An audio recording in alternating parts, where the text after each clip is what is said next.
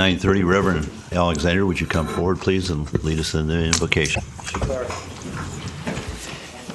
I just want to say before we begin, I'm here on behalf of the Unitarian Universalist Fellowship and as well Compassion Vero, which we're going to be coming before you with a resolution about making our community kinder and more courteous. Let us please join together in a spirit of prayer. Dear God, that faithful yet fragile spirit of life and love that breathes so faithfully through this complicated creation of ours, be with us this hour as we do our city's business. Help us this morning to bring the right human tone and tenor to our proceedings. May all who speak or act here this morning be unerringly courteous and kind, treating all other persons, counselors, citizens, media, and staff alike with the dignity and respect they deserve. May no one of any standing or station feel in any way dismissed or disregarded or disrespected this morning. May courtesy be the law of our hearts and the ruler of our tongues. And may everyone hold and share their ideas and perspectives modestly and maturely, even with some measure of self-suspicion, even as we truly try to listen and fully understand the ideas and perspectives of others, even if they diverge radically from our own way of seeing things. Dear God, help us make courtesy and kindness the first agenda item of this day. Amen. Please stand and join me in the Pledge of Allegiance. I pledge allegiance to the flag of the United States of America and to the republic for which it stands, one nation, under God, indivisible, with liberty and justice for all. With that, I will open the November 4th, 9:30 City Council meeting, regular meeting. Mrs. Vach, would you call the roll, please? Mr. Fletcher? Here. Ms. Graves? Present. Mrs. Turner? Here. Mr. Kramer? Here. Mayor Winger? Here. This last week on Thursday night, we lost Charlotte Winchester, who is a great lady. And she was visiting, I think, her son up in Washington. She was tired and she went to bed and she didn't wake up. I think many of you know Warren was one of our greatest mayors, most dedicated public servants. Something that happened about a week before, Charlotte, my family went to church. I didn't, but the preceding generation for quite a long time with the Winchesters. In any case, Charlotte called my wife Bobby and said, things that Warren used to move were moved in my room last night. So I'd like to think that he came and got her, and they're together in paradise. With that, a moment of silence, please.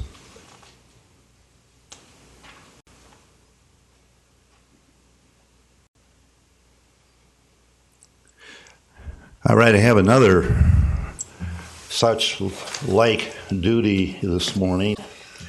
It's sweet and sour.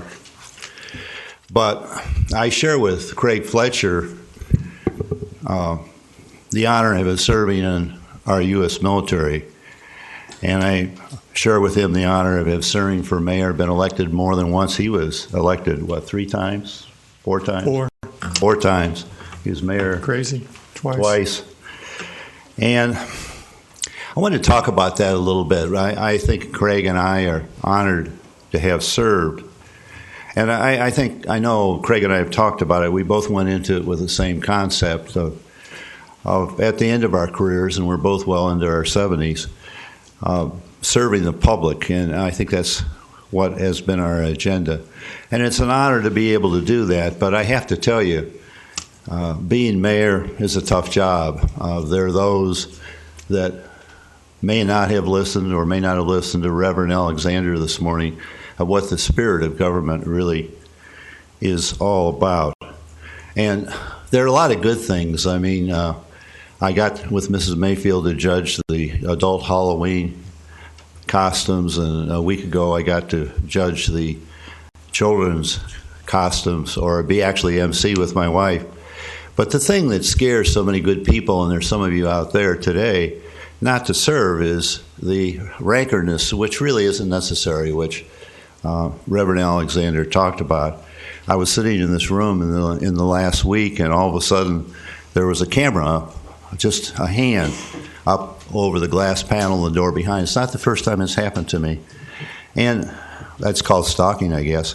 But, the point is, I would ask, as Reverend Alexander did, that no matter who serves here, the five of us, that, you understand that we need your help and cooperation, we need your ideas. With that, I suppose I'm explaining why when you're in your 70s, sometimes you can be a bit irritated by it. And this morning we have, for Craig Fletcher, a clock and a plaque to put on the wall. We know he likes clocks. Yep. And this is actually from your forebears. And, one of the things we're going to lose in Craig Fletcher, and it's bittersweet, I'm sure it's sweet for him not to go through the ordeal anymore, and I'm going to let him talk in a minute, but it's bitter for us because really institutional knowledge, which he talks about, you sit here for the first year, I'm sure the media can tell you this, and you learn, and there's so much to learn, whether it's about streets or water and sewer, pensions or whatever. And he, of course, has more institutional knowledge than anyone. So, Craig, we're pleased that you served, and we want to present this to you, and thanks. Thank you very much, Mayor. Aha. Good answer. I can keep that running. I really thank you all for, we all have differences of opinion, and God bless America, that's the way it's supposed to be. We have all treated each other with courtesy and respect, even though we don't have the same opinion, and that's as it should be. Sometimes it gets a little heated, but welcome to the real world. No one said it was going to be fair, did they? I got into the political business, gosh, back in the 60s. I was helping my dad when he ran for city council. I was in Vietnam when he got first elected. Came back, helped my brother run for county commissioner. So I was always in the background, but then there's this, if you're a Fletcher, there's this congenital defect, generic to the Fletcher family, that if you turn 50, you have to run for office. So I got on the code enforcement board here. And boy, you talk about being in the bowels of the city and knowing the codes. You will learn the codes in those committees that we have. We appreciate those people so much. If you're listening, there's no way to tell you how difficult it would be, impossible to be, without the committees and their service, their free service, that they come here and they help us run the city as well as we can. This last term has been kind of interesting. Well, the last two terms very interesting because we among us have refletched the arrow of the city. We have a new city manager that is, I think, one of the best people I've ever known, and the best person that could hold the job. I remember vividly sitting at this table here, and the council had asked me to write up their profile, the requirements profile for a city manager, and we couldn't have filled it any better, Jim. You're doing a damn fine job. And that was a big deal. And even before Jim came, we had problems in the finance committee, if you well remember. We didn't have a finance department really, and we got Cindy as the head of the finance, which is a jewel to be found. I mean, she is the best I've ever seen. We had some problems, of course, in the legal department, and we've got those settled in. Wayne has brought back the stature of that group really well. Wayne, you, well done. Pleasure serving with you all. I hadn't mentioned to Tammy and you all, I would like, I think, to keep somewhere close to the fire, and I would like to put my application in for the Code Enforcement Board. I think that board is, the reason Vero Beach looks so pretty and so nice is because we hold the people's feet to the fire with the codes. It is really important, and I'll turn my application in. Tammy, it's at my house filled out, but I'll slither in here someday and and give it to you. But I'll miss everyone, some more than others. But I do want to keep my hand in the pie there, and thank you all for. We've all been tolerant of each other, and we've sometimes gotten a little excited more so than we should have. But I think you've all acted as true professionals, and God bless you all for doing the work you're doing for my city. Thank you, sir.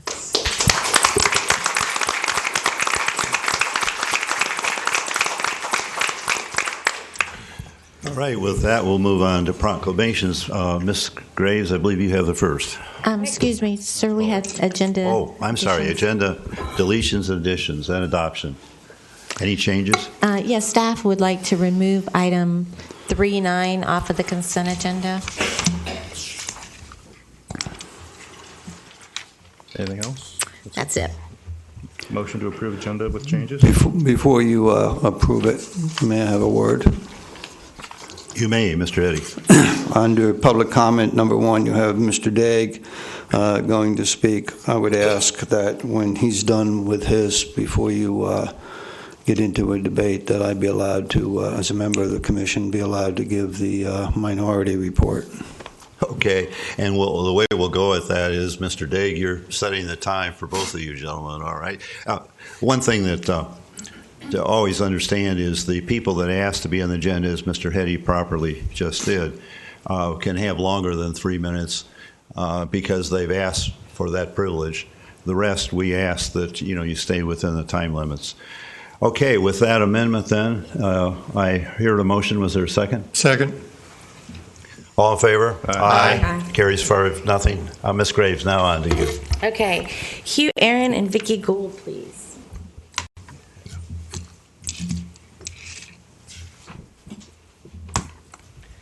Thank you all for having us. I'm Hugh Aaron. I'm a volunteer with Vero Cycling, which is a local bicycle club with about 250 members. And Vicki and I, Vicki Gould from Main Street Vero Beach, I think most of you all know Vicki, we have teamed up to form a working group to pursue having our community designated as a bicycle-friendly community from the League of American Bicyclists. The League of American Bicyclists is a national bicycle advocacy group, and one of their primary purposes is to promote this program of having communities, universities, and businesses around the country evaluated and, if they feel they meet the criteria, designated as a bicycle-friendly community. We think we have a bicycle-friendly community here, and we want to show everybody else that we do, so we are in the process of preparing to submit an application in February. And I think you all have been presented with a draft proclamation, and we'd like to request that you approve that proclamation. We want to be able to say that we have support for this initiative. And we'd be happy to answer any questions you all may have about the program or about what we're doing. I have your proclamation. Okay. So, whereas many residents of the city of Vero Beach and Indian River County ride bicycles recreationally and or as a means of transportation, and the League of American Bicyclists administers a program known as the Bicycle Friendly America Program that evaluates a community's level of bicycle friendliness based on that community's bicycling infrastructure, bicycling education programs, bicycling culture, bicycle safety promotion, and bicycle-related planning. And Vero Cycling, Inc., with assistance from community volunteers and Indian River County staff, intends to submit an application to the League of American Bicyclists for the designation of Indian River County as a bicycle-friendly community. Now, therefore, the City Council of the City of Vero Beach does hereby support the application to be designated as a bicycle-friendly community by the League of American Bicyclists. Thank you. Thank you. Would you like to come get it? Oh, it's already been approved? That was easy. Approved. We just approved it. You can come this way. Yeah. Thank you. Vicki, I think you're supposed to come back to it. Thank you Thanks so a lot. much. There you go. Thank you. That's work. That's great. Thank you. Oh, you are cool. It's cool. Warm heart.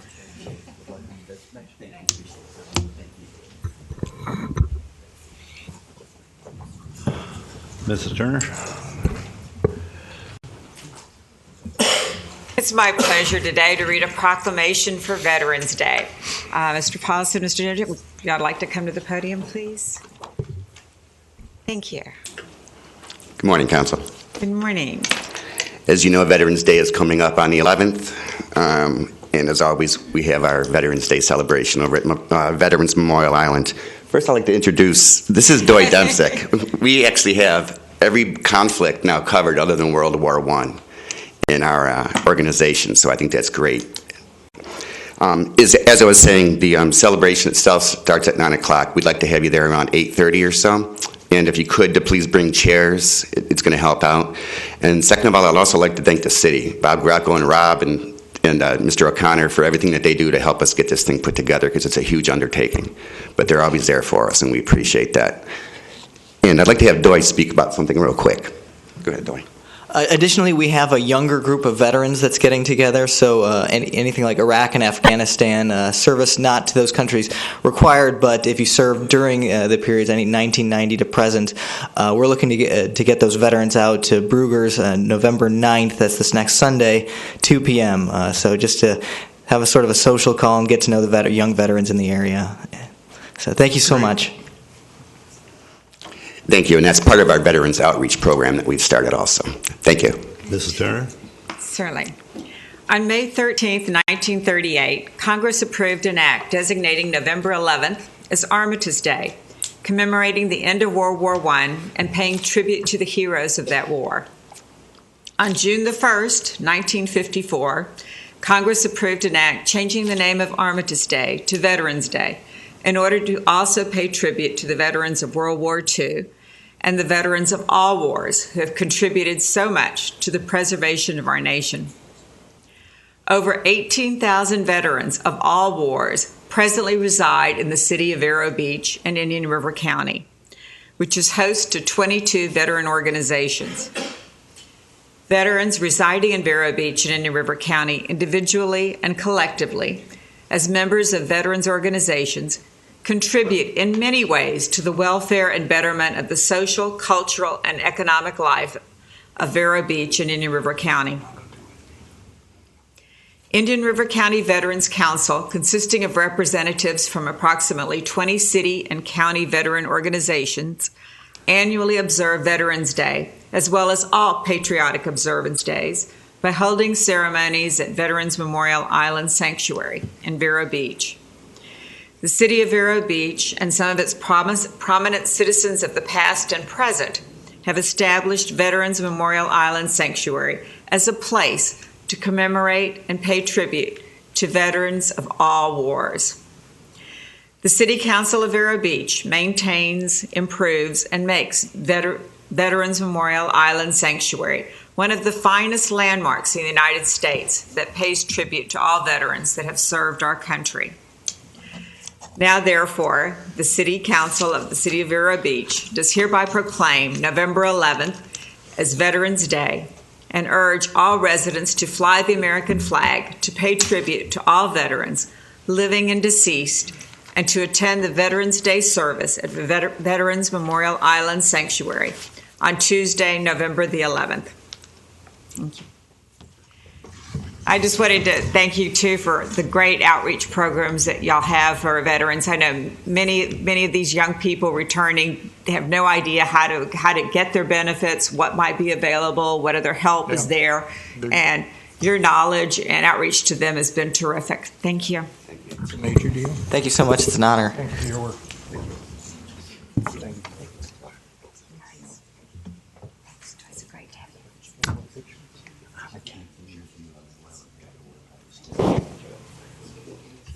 He'll be there.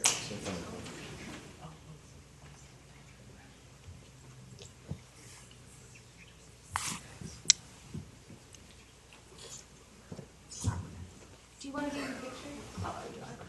We can find someone to click it.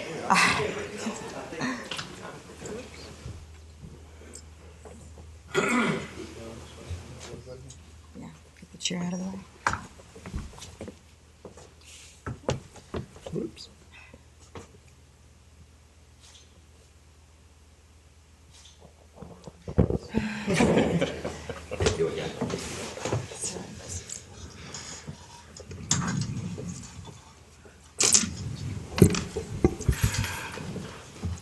All right, with that, we'll move on to the scheduled public comment rather than open public comment. And Mr. Ken Daig is on the agenda, and then Mr.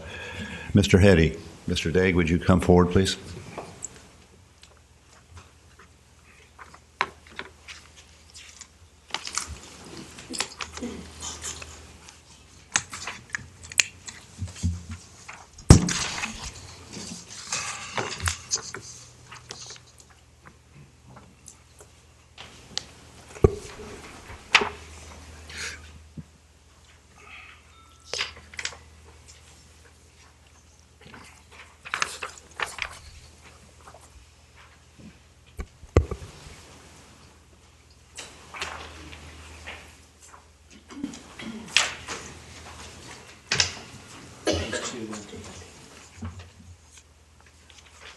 Thank you.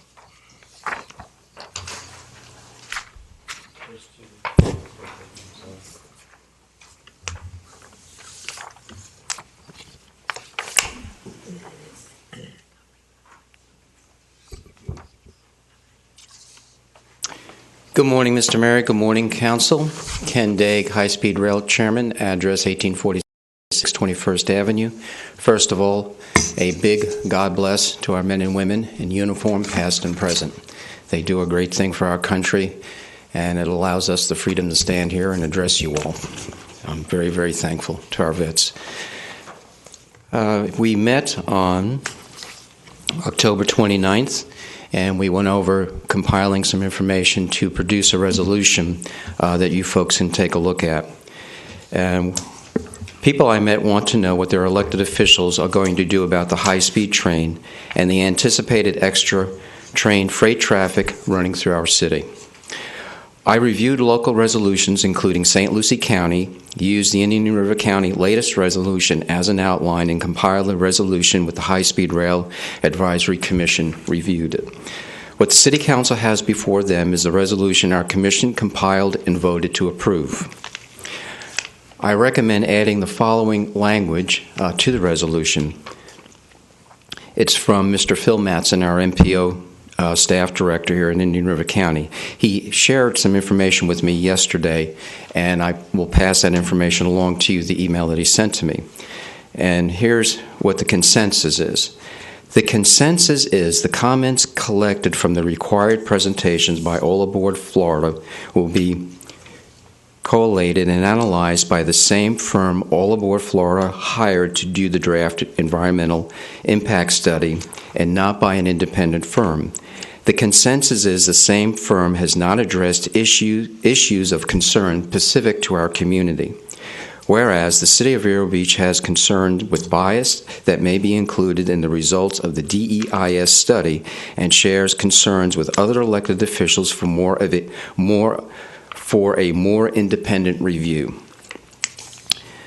Finally, it is necessary to assure the resolution is accurate and timely included in the city's DEIS comments section.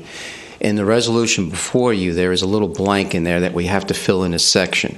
So whatever you all decide to send out, make sure if you want to add to it, if you're citing a specific concern, go to the EIS study and make sure you go into that area and say this section or this page, this section. We have to be very accurate with our concerns. Concerning the issue of the Memorandum of Understanding with Indian River County, I have up in front of you is the work order issued and agreed to by Indian River County. You have that. For the record, there is no mention of sharing legal counsel if mitigation becomes necessary. So that was a concern that I've had from the get-go. If we need some legal help concerning the concerns you may all bring up, we do need the legal help on that. And there was nothing mentioned in the work order by that. If you have any questions concerning the resolution, feel free to ask me. That concludes my presentation. All right, thank you. Mr. Hetty?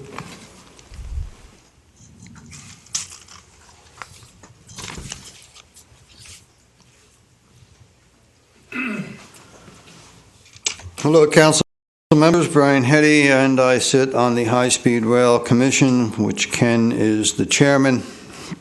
He just talked to you about how it must be accurate, and the chairman and I agree wholeheartedly on that point.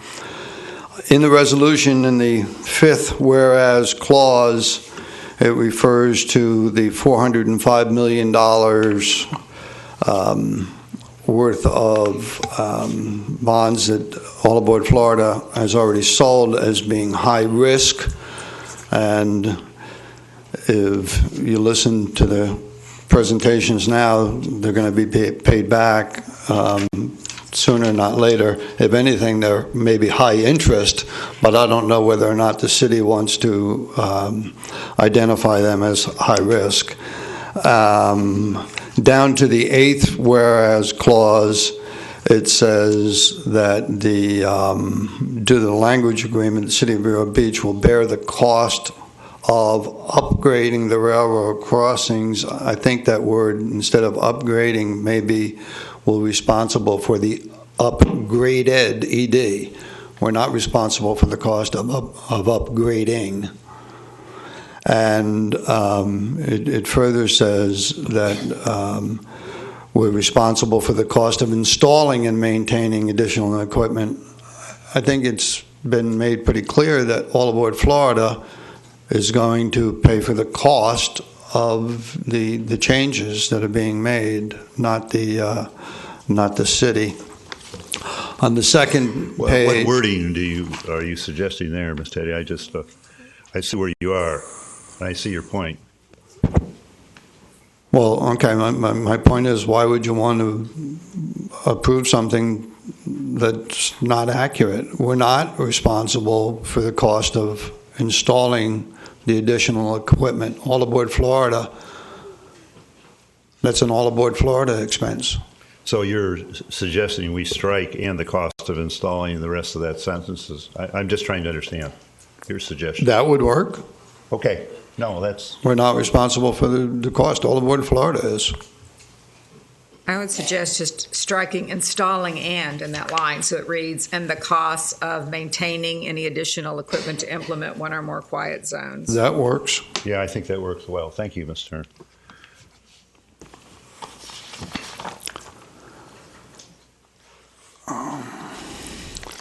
On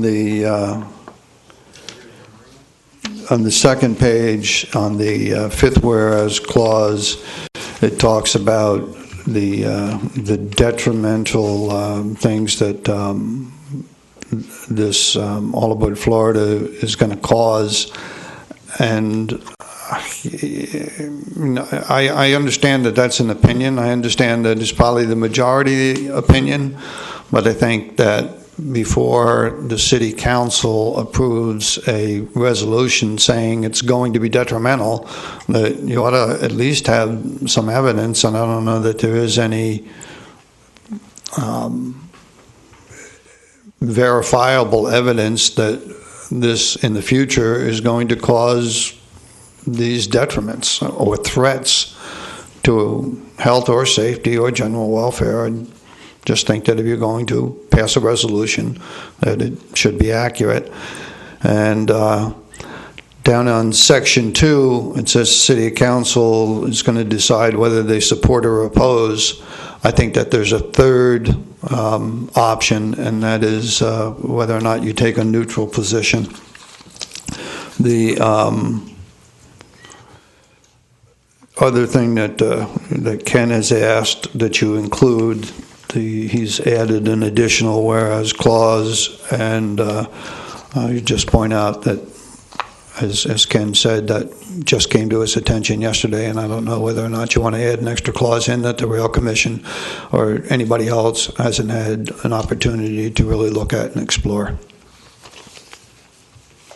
Mr. Kramer, or go ahead, Mr. Day. Just wanted to bring your attention to 1, 2, 3, 4, 5, 6, 7, 8, where we're talking about the language in the license agreement. Where's that now, please? Number 8. Whereas First page. First page, I'm sorry. We did the upgraded and the installing. We made the changes. Bear in mind, please, the license agreements we have now are at fairly decent costs. They're going to be upgrading their crossings and adding gates and doing whatever they're going to be doing. We don't have in writing what our increased maintenance cost and liability costs are going to be going forward. That has not been spelled out to us, And if this is for the folks out there that are listening, you already know this, our taxes pay for those railroad crossings, the maintenance and upkeep and liability insurance and anything else that the railroad folk come up with. So in your writing, please be clear as far as we want to know those costs. You know, it's going to be put onto the city's back to pay the extra insurance costs. A number of people that have come in that have addressed our commission, they feel that All Aboard Florida and the railroad company should shoulder those extra costs. And that's just for your information. If you look at, just real quick, as far as the railroad situation making an impact on our city, and a lot of folks feel that it will be making an impact, Martin County transportation officials, and I sent you some information on this, they have concerns with what's in the EIS study and what it has not addressed. There was another article that your Senator Joe Negron signed on to, Representative Debbie Mayfield, and among the concerns that they feel that need to be addressed more clearly, public health, safety and traffic operations, economic impact, fiscal impact, environmental impact, quality of life. Many, many concerns that a lot of people have that have not been addressed in this EIS study. So as you're going through making your notes, it's up to you how strong you want to make this resolution, because it does set the plate for other cities and other counties to follow. We don't have that much time left, remember. Thank you very much for your time. I guess my question for council is procedural. First of all, this comment under Section 2, I mean, at least this member of City Council opposes All Aboard Florida. So I don't have any equivocation about a support or oppose. I can take out the support. But as a question of procedure, we have 2C1 here, and it's going to need some rewording. I think the comments in yellow look generally right. Mr. Hetty's comments and improvements, I think, were improvements and good ones. But where do we go from here? I mean, is this going to come forward the next city council meeting, which might make sense with a new city council? I would suggest, Mr. Mayor, that this come before the next council meeting. It needs to be presented to the public as a resolution to be voted on. In public comment, it's not appropriate for us to be voting on a resolution. Yes, I agree with that. Sense for staff then, do we generally agree with the improvements in yellow here or not on this sheet? I would certainly like to have the commission and see the discussion on it, since that's brand new. I would like to suggest one change in the wording on page 2, the sixth paragraph, where it says real detrimental impacts, and replace that with potential threats. I would like Section 2 to read, the City of Vero. Go slowly. Okay. The City Council of the City of Vero Beach opposes All Aboard Florida, and that with the eliminating the high risk on the page 1 of Mr. Hetty's comments, replacing upgrading with upgraded, and deleting installing in that paragraph. Anyway, those would be my suggestions to bring forward a revised resolution for the next meeting. I concur those, but Mr. Kramer, are you okay with that? Are you further suggestions? Or? No, I'm fine with the changes. I just got a question for Wayne. When we do a proclamation like that, does it have any legal standing with any future negotiations that we may do? Or is it just a statement? Well, the resolution is just a statement of the council's position on behalf of the city. Okay, but it can't be used against us as like a legislative ordinance or law or anything like that. It's just a statement. It's a statement of your policy, what the position is on the subject. Okay. I mean, Ms. Graves, do you have comments? I would like to see it come forward again. There were some other things that came up yesterday, especially with the Army Corps permit that's going on. There's just still a lot going on that I would like to look at before we finally approve this. So I support moving it to the next meeting. Mr. Fletcher is our senior statesman. What is your counsel? It definitely needs to be moved to the next meeting so the public will have a formal opportunity to comment on it. Yeah. All right. So that's your direction. Wayne, does that work for you? Sure. I have two other things I think we need to do while we're on this topic. First of all, for the public, November 5th, 3:30 to 7, Indian River State College, Richardson Hall, there'll be the EAIS presentation. I think it's important for you to understand how that works or doesn't work, as the case may be. Excuse my editorial there, but I went to the March, I believe it was March 2 years ago, down in Fort Pierce. And what they did is they had a room in Fort Pierce, and they had kiosks around the room. And you could go to each kiosk, for instance, if you're concerned about wildlife and red-cockaded woodpeckers or whatever.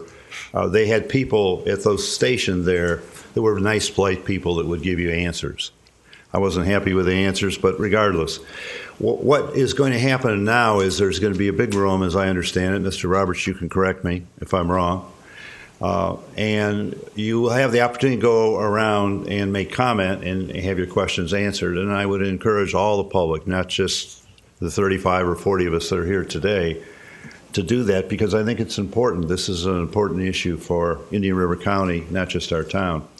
I would counsel you is if you have comments, I would suggest, for instance, if you're concerned about vibration or being able to get to the hospital, whatever it is, I would counsel you to put those on a sheet of paper and take them with you. Yep.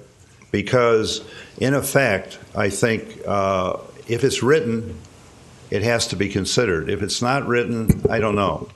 And Mr. Roberts, if you'd like to correct me in wherein I'm wrong, Mr. Roberts represents the railroad, and he's quite a gentleman, and I'm sure he'll correct me where I'm wrong. Thanks, Mr. Mayor. I'm not going to correct you if I could elaborate, though. Go ahead. On the public meeting that is scheduled for tomorrow afternoon, the format is set by the Federal Railroad Administration. The Federal Railroad Administration is in charge of the meeting. This is a standard format for any sort of environmental impact input meeting or informational meeting, which is what the purpose of this meeting is. We have the draft environmental impact statement released in September.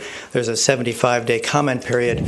In order to elicit comments, they hold these information meetings so that the public can come and view the project in detail, and that detail is those kiosks and storyboards on easels, videos that we will have in the room that you could look at, learn a little bit more about the project, ask questions from the experts in the room. So that's what is important. In the room will be representatives of the Federal Railroad Administration, representatives of Florida DOT, engineering staff who are working on the project who really know the details of the project in terms of its impact, and simple questions that we get all the times in terms of speed and noise and vibration and those kinds of things. That is laid out there. So that is available. And it's not a public town meeting sort of format, because generally the FRA, those meetings are useful in certain ways, but they're not productive in terms of getting comments with regard to the report that is before the public. So that's what the purpose of this meeting is. And if I could clarify something that Mr. Chairman Daig said that has been oft repeated incorrectly, and I just want to make sure that everybody understands, that All Aboard Florida did not hire the independent firm that wrote the draft environmental impact statement. The Federal Railroad Administration hires these consulting firms based from a list of certified or approved firms. As you can imagine, the FRA is undergoing EIS studies all over the country, hundreds going at any given time for a variety of projects. So they do not have the internal staff to do that kind of technical work. So they hire outside firms who are experienced in these matters, know the process. However, in order to save the taxpayers' funds, so the taxpayers don't have to pay for these kinds of studies, especially when a private company like ours comes in and says we want to do a major infrastructure project that requires an environmental impact statement, we have to pay for that work. So the FRA hires the firm, but we get the bill for their work. So they do not coordinate with us. Their boss is the FRA, and so they report to the FRA. So I just want to make sure that we do not choose the firm, although we do have to pay for the services. All right, thanks for your comments. Go ahead, Ms. Turner. Yes, Mr. Roberts. For those that will be attending the meeting tomorrow, I understand that there is some type of registration book that it's for them to sign in on, so that you know what kind of response you have. Yes, the FRA will have a staff at a table in the anteroom outside the Richardson Center where you sign in, and then you also are given a piece of paper that you use for your comment that you could turn in there or take home and mail in later. Okay. So everybody's registered, and so you're on record as having shown up. I think that's your point. Thank you. Yeah, and I just wanted to make sure that people, when they do attend, that they do to make the effort to stop and get their name down and get registered. Thank you very much. Thank you. All right, we'll move on to general public comment, and we will take railroad comments first. Mr. Eddy, if you like. Yeah, it's not a railroad comment, but it is election day, and Pilar Turner, Jay Kramer are in the election, and I just wanted to make a comment. I don't have a crystal ball. This could be your last meeting. I think I know where the election is going, and I'm in the election too. But I want to say, and don't want to miss the opportunity to say, Pilar, I've never, ever doubted the genuineness of your positions and the stances that you've taken and the incredible work that you've put in to support your position. I've never seen you come to a meeting and just throw BS out there without having backup and well-founded reasons for your positions. Don't always agree with you, but I certainly respect the fact that you've never been a council member that's come without being prepared for what you're saying. And your term as mayor and your respect for the public was wonderful, incredible, and it's an example that future mayors should go back and look at the tapes and see how you handled the public. You did an incredible job, and my sincere thanks for your efforts and your time. Whether or not you come back is a different issue. And Jay, you know that at the end of your term as mayor, I presented you, the city didn't present you, but I presented you with a crystal gavel, and there was a reason for that, and that's because you never once gavelled down anyone.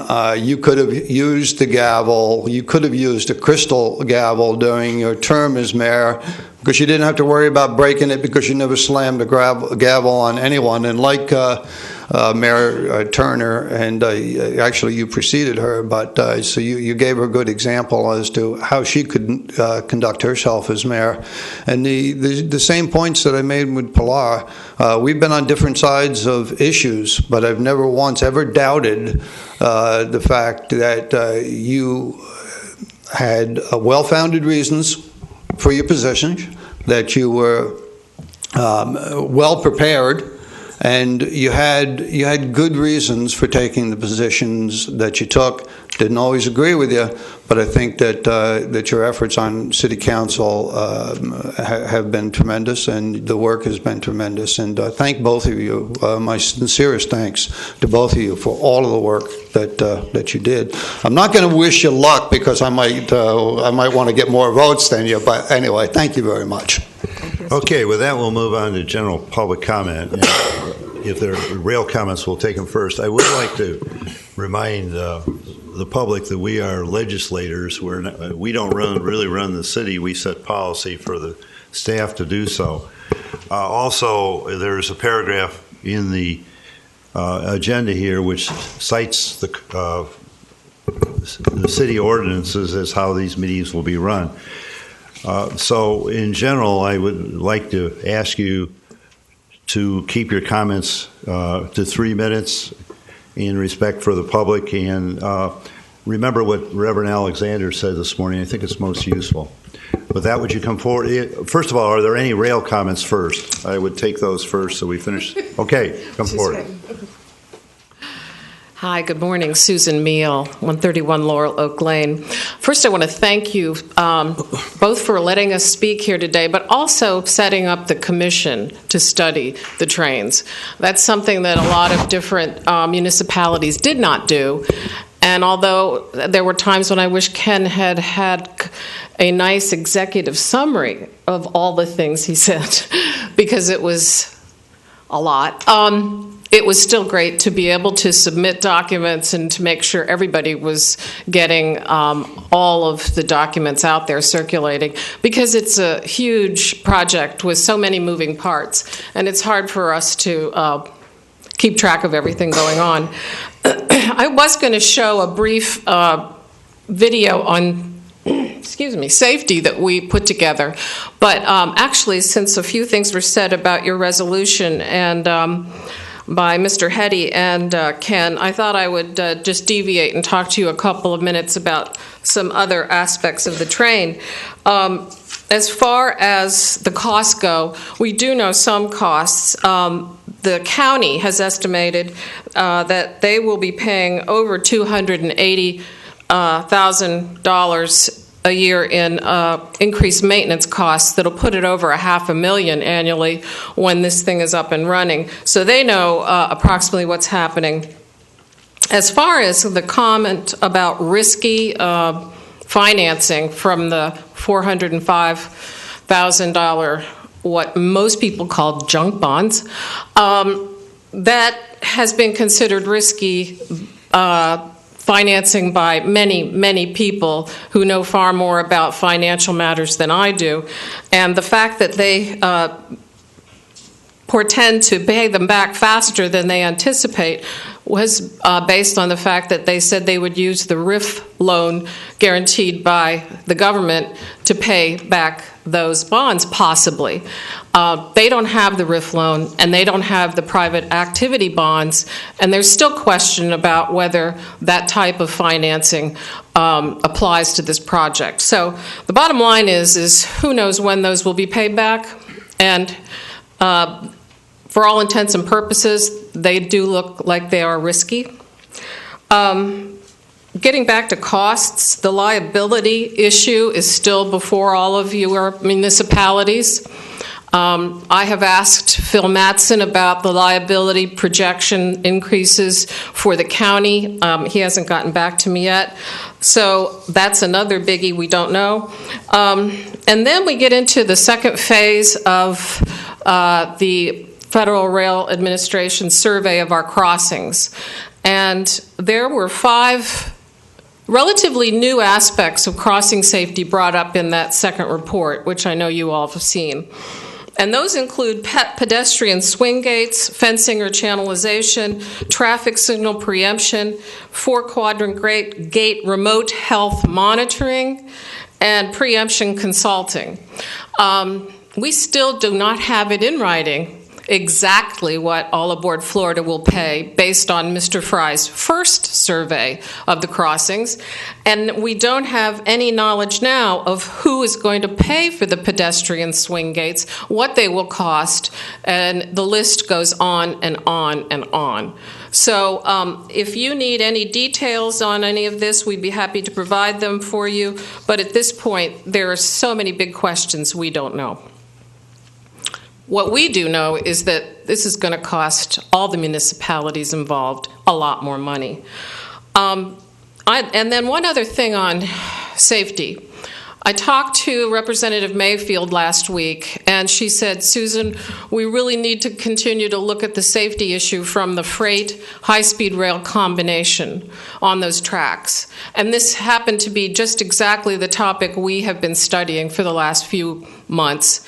And I wanted to mention that the Portland Business Journal in January 2013, and then it was updated this spring, had an article about a proposed high-speed rail line from Eugene, Oregon to Portland, and those tracks are owned by Union Pacific.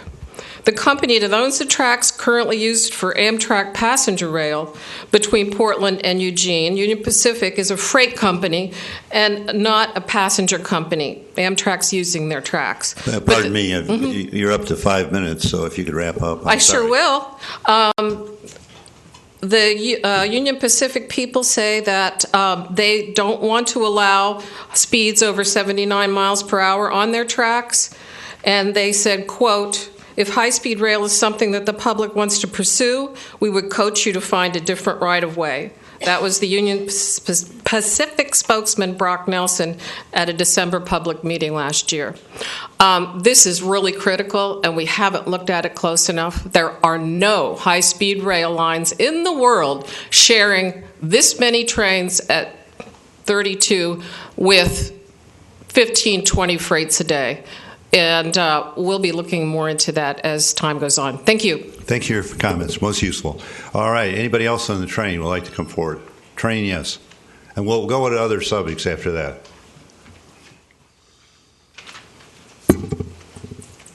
Good morning. I would like you to look into the future just a little bit. Excuse me. And I would like to address the issue of transit-oriented development. Excuse me, can I get your name for the record, Oh, I'm sorry. please? Stephanie Austin, 6250 Arrowhead, Vero Beach. Thank you. And by the way, Mr. Fletcher, I will always remember your comments on 750. They are memorable. Thank you all for your support on 750. I wish to address the serious issue of transit-oriented development. The unelected, unaccountable bureaucrats have been shaping our future incrementally over many years without our knowledge and without our consent. Trains are only one element of this plan. Transit-oriented development, or the restructuring of our towns, will be the next domino to fall. The All Aboard Florida 750 scheme will pave the way for mixed-use, high-density housing with retail and business on the ground and residential above. Just last month, 130 citizens came to oppose Mosaic Development's Stack and Pack and Track housing presentation at the Fort Pierce City Council. In all, 4 such density projects adjacent to the proposed rail have been presented in the region so far. Next, they will show us that our streets are designed wrong. And by the way, I do like bikes. The so-called Complete Streets program is just now ramping up in Florida, and with a webinar right now that some of you may have already been invited to. In 2012, the Florida Department of Transportation developed their Transit-Oriented Development Guidebook with the help in part from none other than Treasure Coast Regional Planning Council's own Michael Busha and train promoter Dr. Kim Delaney. If you look at any of these housing and mobility restriction plans across the nation or even across the world, they are all the same. This is the end game, or as it has been said by 750, this is the preferred outcome. All of this won't be here for a long time, but this is the agenda for the 21st century, and it's rolling forward. Even 750 favored developers, Dover Cole & Partners, currently working in Cocoa, boasted on Twitter that 750 is about steering where the next 3.1 million citizens will live. And I'd like to go a little further off the track for just a moment to let you know that the parade of horribles continues with Florida East Coast Industries and All Aboard Florida. Parallel Infrastructure Company of Jacksonville is a subsidiary of FECI, the commercial real estate, transportation, and infrastructure sister company to Florida East Coast Railway. They manage 470 miles of FEC's right-of-way land that runs through 28 cities. The company bills itself as right-of-way monetization experts. To quote from Parallel Infrastructure's website, "We are your turnkey solution from zoning and permitting of needed communication towers through construction to on-air." So now we see that for the sake of an income stream, plans for even more cell towers irradiating our homes and businesses along the corridor could be yet another assault on our community. And I want to remind everyone here today that the World Health Organization determined in 2011 that radio frequency radiation emissions are a Class 2B potential human carcinogen. AAF and FEC will surely squeeze every penny out of their right-of-way and land holdings along the track, whether it be cell tower mass, stack and pack developments, or anything else they want. Sadly, this will usher in the redevelopment that allows the unelected, unaccountable bureaucrats to further shape our future into something we no longer recognize or want. And also, I want to say that I found it very alarming that the rail administration website does not allow for public comment to be posted. Now, just this last week, I posted on the National Forestry Service website. They post every comment. Our comments are being suppressed.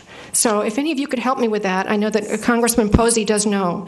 But it's a federal website. It's a public website for public comments. Thank you. Thank you very much. Further rail comment? Yes, ma'am. Come forward.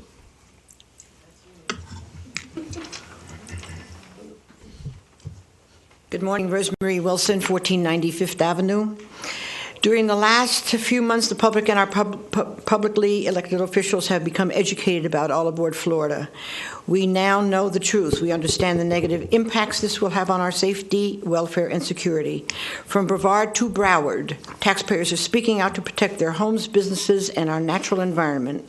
The marine industry, local commerce and trade, and cultural sites, and most of all, our safety that we will lose due to the expansion of the FEC corridor and the operation of 32 high-speed rail trains at 110 miles every day, in addition to increased freight that will start with 20 trains for a total of 52 trains every day, bisecting our neighborhoods and small towns.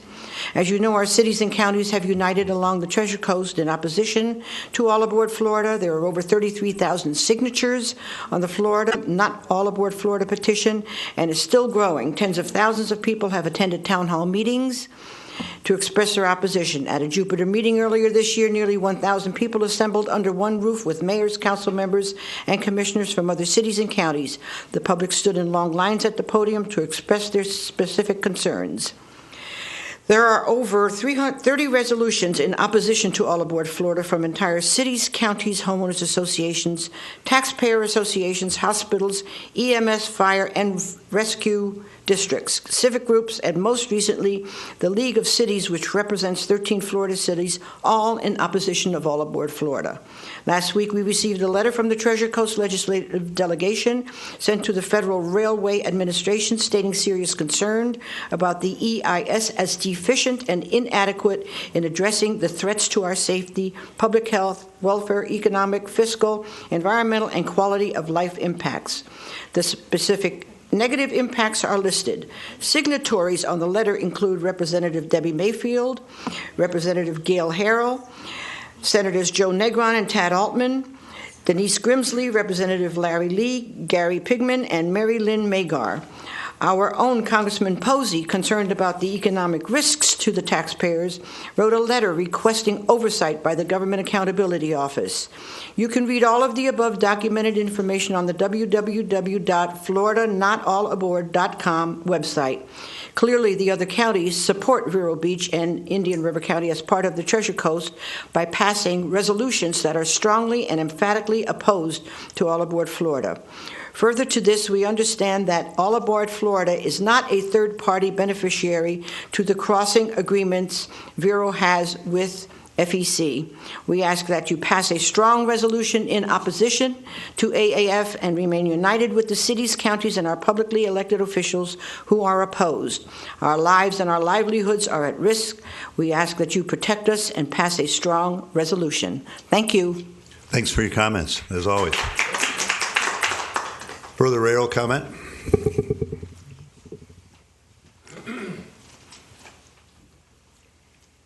Good morning. Monique Miller, 8356 Highway A1A in Melbourne Beach. And I wanted to just bring something to your attention. I've been writing a series of articles on the environmental impact study, and each week taking an in-depth look at different aspects of it. And this week, the subject was safety. And something very interesting came to our attention. When a train is going at a maximum speed of 111 miles an hour, all of the safety regulations about it fall under the jurisdiction of the Federal Rail Administration. However, when it goes 110 miles an hour, it does not. So the safety information that we see in the EIS doesn't really give us very much specifics on what are we going to do at the grade crossings, what kind of equipment are we going to have. Well, the reality is that this is not a requirement, it's a recommendation from the FRA. So one of my concerns is, who's actually going to hold All Aboard Florida accountable for the safety standards that they've dictated? When they say we're going to put safe crossings in, what does that actually mean, and who's regulating it? It's our understanding that that actually falls to Florida Department of Transportation, an organization that today does not really have the expertise to manage high-speed rail mixed with freight traffic, especially when our freight traffic might be hauling things like ethanol, which is extremely volatile. So this is a very big concern and something I'd also like you guys to take into consideration as you form your resolution. Thank you. Thank you for your comments. Further rail comment? All right, we can move on to Mr. Dake. Thank you, Mr. Mayor. Ken Daig, 1846 21st Avenue. Just wanted to bring to your attention real quick an article from All Aboard Florida, on something on their website. Construction has begun on the Fort Lauderdale station. In the article, it states that they'll be moving along full steam ahead. So this is moving now quite quickly. It's been in the making for a number of years. I think your citizens, your residents of your community, they want to know how their elected officials are going to protect them. You've heard ample comments from a number of people over the last few months. They are very, very concerned with this. I think you all recognize this has been moving quickly, and at the top level, at the federal government level, it's been in the making for quite some time. And to stand strong, however you folks choose to go with your resolution, we are going to have to join with other communities in this county to make our voice heard, because as it goes along, we're going to have Mrs. Mayfield help us as it goes up of the chain of command. We're going to need all the help we can get and do it quickly. Thank you. All right, thank you. Mr. Gafanti?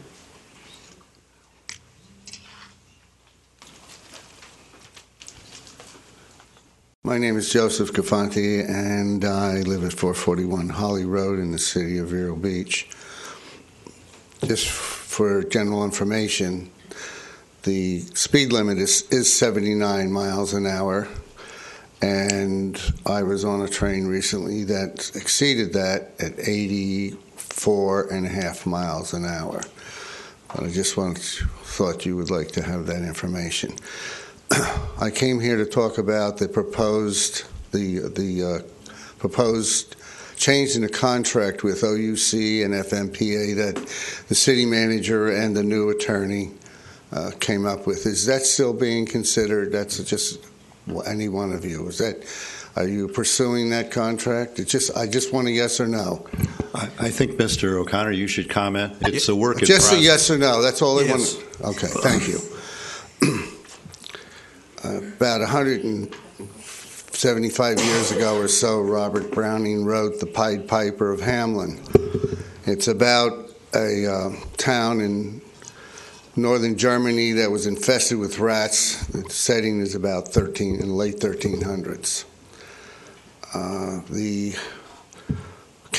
mayor and council contracted somebody to get rid of the rats. The piper performed. The mayor and council reneged on the deal. The piper proceeded to get rid of the children.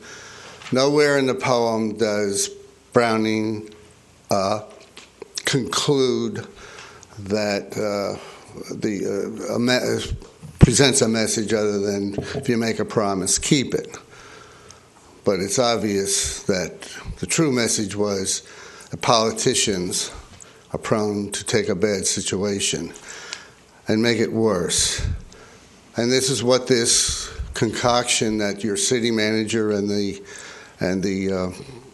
new attorney came up with. We're in a bad spot. We're in a tight spot. And this contract only prolongs it and makes it worse. It may look good at this moment, but in the long term, it's going to effectively turn the entire finances of the city of Vero Beach over to those gangsters over in the OUC and or FMPA. That's what this proposal is going to do. And let me go back a couple months ago and refresh your memory that I came and told you that because of some people thought that this is a mafia-run operation. I told you that the mafia doesn't renege on deals the way that the mayor and council did so many years ago in Germany, or so I've been told.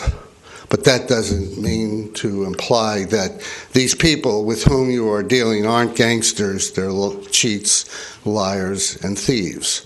And that's what the OUC and or the FMPA, I believe, is all about.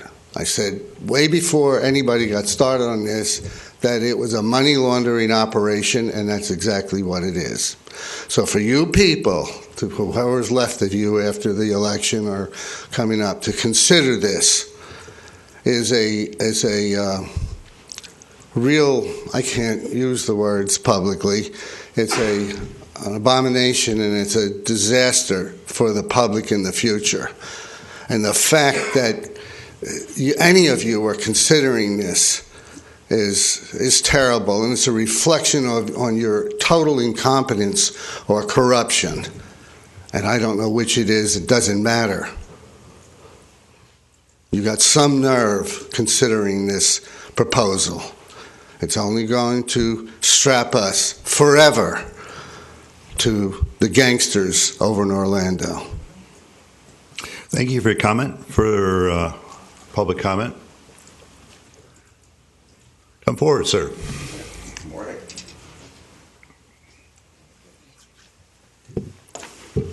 I'm back.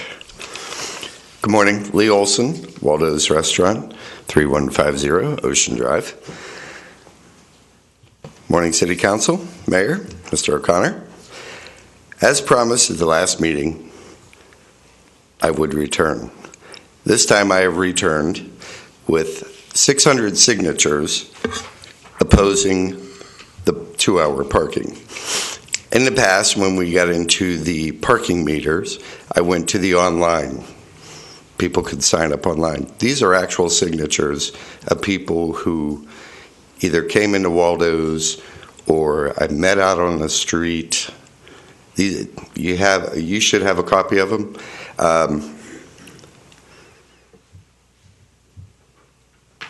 I will read to you real quickly. This was the letterhead on the petition. Petition to stop 2-hour parking enforcement on Saturday. We, the undersigned, are concerned citizens who urge our leaders to act now on stopping the 2-hour parking enforcement on Saturdays. We should be able to shop, browse, and dine on Saturday without the restriction of time. All members of the community and tourists alike should be able to enjoy their town's beachside without the risk of being ticketed for doing so. Please take our thoughts in consideration and please take our thoughts into consideration before implementing the enforcement. I will tell you that I've spent the last couple of Saturdays on the street talking to people, both locals and out-of-towners, who all ask the same question: why? Scary part was, I had no answer for them. This past Saturday, it was cool and breezy. Many people walking around with bags in hands, sipping coffee, hot chocolate, enjoying the day. Is that not the image that we want our town to represent? I think so. Some of the Oceanside businesses seem to think we are Palm Beach or the Hamptons. I think what makes our town better is the diversity of people who come beachside, who not only visit us, but most importantly, these are people who live here, play here, work here, pay taxes here, and on a fitting day like today, they're also the voters. Now, the Oceanside Business Association had 10 people who voted to ask you to change and start enforcing it. I have brought you 600 people who otherwise say, no, we like it the way it is. In closing, and I'm making it brief because I never on the 3-minute thing. In closing, I want to read to you a quote from the Oceanside Business Association's website. And I believe everybody might have gotten a copy of this. Tammy, yes? Okay. Farmers Market. This is their mission statement on their website. Farmers Market. Vero Beach is open weekly every Saturday. Our market mission is to provide healthy, fresh foods, horticultural products to the patrons of our market. Here's the most important part. It states, "We also wish to encourage our shoppers to visit Vero's unique beachside shops, delicious restaurants nearby. Many are within walking distance. Do any of you see in there, as long as you do it within 2 hours?" I was out, like I said, I was out on the street. I spoke to 9 women who were in 2 cars who came down from Indian Atlantic. And you will see in the petitions, I actually got them signed, was explaining to them what was going on. And they said that they had driven an hour to come down to Vero Beach. They had shopped the shops. They had dinner or lunch, not at my place, Ocean Grill, because I actually met them in Sexton Plaza. And they said, why would we bother making the trip from our town where we have shops and restaurants and all that to come down here and be told you got 2 hours? Is that not going against everything we've worked hard for? It says it in their own website. Come down, do the marketplace, wander around, go to the shops, go to the restaurants. But now the same people who put this as their mission want you to make it a 2-hour limit. Okay? That's 5 minutes, sir. I don't mean to be impolite. That's okay. In closing, one quick thing. Mr. Fletcher said last year, or at the last meeting, the law is the law. I've lived in Vero Beach for 25 years. There's never been a restriction there. Thank you. On that particular topic for council, under the city manager's meeting, I will bring that topic up again, one way or another. So just so you know that. Further public comment? Mr. Mayor, Yes. while Mr. Olson is here, as opposed to making him sit through the whole meeting, maybe we ought to just cover that topic, if that's all right with you.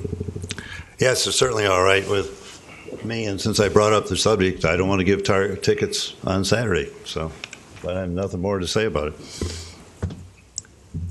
Then we need to remove the parking restriction legally. I mean, legislatively, we put it there. Some council put it there. And you need to do it properly through the legislative action. You know what I think we need to do, and Craig, you're absolutely correct. Thank you for your counsel. I think what we need to do is hold it in abeyance until the next city council meeting when we have a new city council, and then face the issue. Do we want to do this, not want to do this, and then proceed with the course that you outlined, would be my opinion. But Well, have we gotten anywhere with the different groups trying to come up with a solution? Do we have anything on the table? Yes, ma'am. Just as a comment, we, the administration, are very hesitant about doing this. As pointed out, that we have, to anybody's knowledge, never enforced on Saturday or Sunday the parking restrictions. And I do have some concerns.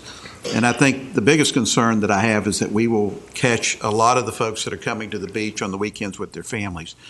But as Mr. Fletcher says, the fact of the matter is the signs do not restrict Monday through Friday. It says 7 days a week. Yep. And so, but we have never enforced it. The committee that has been put together that is very diversified, by the way, we also have some people from downtown on 14th that are participating in these discussions on the parking.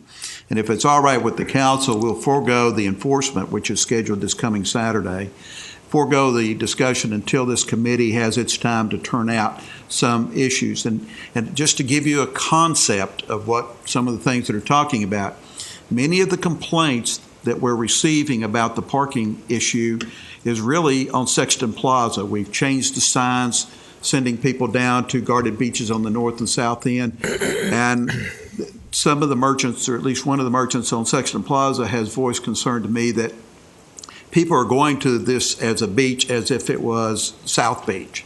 And as I told them, well, the fact of the matter is it's a city beach. It just so happens we don't have a lifeguard there at the time. And her position was, well, those people are taking up the parking space in front of my shop in order to go down, and they take their umbrellas. There is a possibility we may have limited enforcement, maybe if that is our problem, as opposed to across the board throughout all of Central Beach. again, it's just a concept that we're doing, but we do have a meeting scheduled this week, and which, like I say, I think we have a very diversified group in that, and we'll be coming with some suggestions possibly back to the city council. So if it's all right, if you have no objections, we'll just forego enforcement coming up until we have an outcome from that committee, and then we'll come back, and if it's a recommendation is that we change the ordinance in order to take Saturday and Sunday off the agenda for Central Beach, we can do that. Unfortunately, I think we have that same type of parking thing throughout the city because nobody ever thought about restricting Monday through Friday. And on 14th Avenue, as an example, I don't think you want to do Saturday and Sunday enforcement because the primary reason for the 2-hour parking is that we have a lot of government employees that work down there, and they were taking up spaces and obviously going to work. So we had to keep the spaces moving in that area. Sort of a similar situation to what we're doing on the beach, except it's a different dynamics of the folks. Obviously, on weekends, we don't have major problems with parking down there unless it's an event type of activity. But it would be a way for us to at least continue the discussions and maybe bring a recommendation back to the council. That sounds good. And just so you do know, what's provided in the code right now, it just delegates the authority to the city manager to establish time-limited parking zones. And basically, it's within his discretion what is posted and how it's enforced. There's really no direct, it doesn't mention weekdays, it doesn't mention Saturdays, Sundays. It's just pretty much in the sole discretion of the city manager at this point as to where those signs go up and the enforcement of it. And I think just traditionally it hasn't been enforced on the weekends, even though the signs I don't think specifically say Monday through Friday. No, they don't. No, they don't. And I'm not sure of any administrative paperwork that said we're going to only do it at certain times. I think it was just at the discretion of when you do it. We did get the OBA to make that recommendation, or did make that recommendation, and I was in attendance at the meeting. As Mr. Olson said, there was 10 or 12 folks there, and a couple of them were the merchants, but primarily on the Sexton Plaza area. So maybe we can come up with something that may be a little different than what we have now that may try to address some of the issues. Well, what I'm hearing from Wayne is this is a policy decision to be set by the council and give direction to the city manager. But I agree with you. You probably should let it go until they come back with some recommendations. We will do that. All right. I think we have consensus on that. Is there any more comment from the floor? Yes. I lost some of my vision a few years ago. You may sit down in front of us, and Tammy will. Well, I'll just stand right here. But give him a mic, would you? My name is Tom Ellsworth. I live at 1414 21st Avenue here in Vero Beach. That's the Pocahontas building. I wanted to thank you. One thing this morning, and another little thing is I have a concern. My first is an officer showed up at my apartment last evening to help me with noise. I live right above the Grove Bar and Grill, or bar, whatever it is. And I just wanted to report that when I walk by the Grove at street level today, there's a little sign on their window now that says, "Please respect our upstairs neighbors and keep the late hour noise to down low," or something like that. You can go read it if you're interested. At any rate, you sent an officer, well, you didn't, but the chief did, named Josh, young man, who went down and talked to him. And then I see this in the morning, and I thought, well, y'all deserve some thanks, and you're chief of police that deserves some thanks for that. So that's one thing. Number two is, because I don't see well, I cannot drive a car. I don't know if it's legal or not legal for me to drive a car, but it is certainly not a good idea. And so I don't drive, and I walk, and I rely on public transportation as much as I can. And in the last year or so, of course, the GO line routes have changed. Now, I got my little apartment at the Pocahontas originally because, I was right across the street from the hub. I had 2 or 3 buses, some of them stopped at the county courthouse. It was really convenient. I could walk a block and get on the bus and go most anywhere in town. that's no longer possible for me. It's a 3 or 4 block walk to get like the number 2 bus that takes me up to the mall, for example.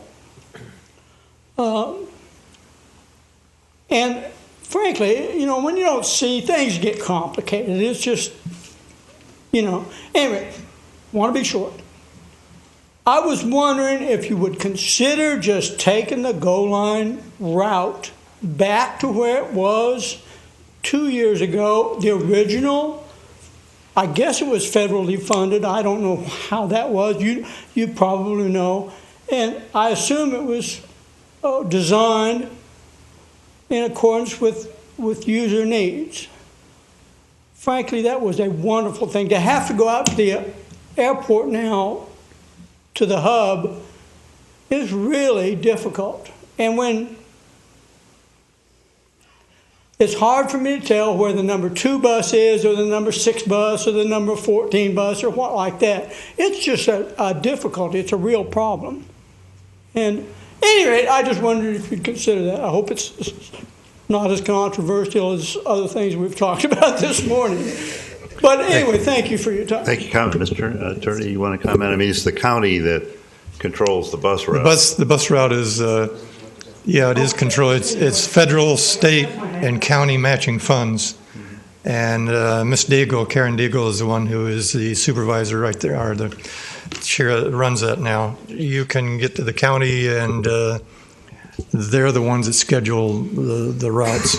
If you want to get in contact with Mr. Fletcher, one of his last things here, I hope it's not one of his last, but he can tell you who to get in contact with. It's not us, but we know who. Okay, well, I didn't know what to do. I just thought I was going to thank you for one thing. I figured, well, I might as well just put this other thing on it too. Actually, you can get in touch with the city clerk, and she'll give you Ms. Daigle's phone number. Correct. That's 978-4700.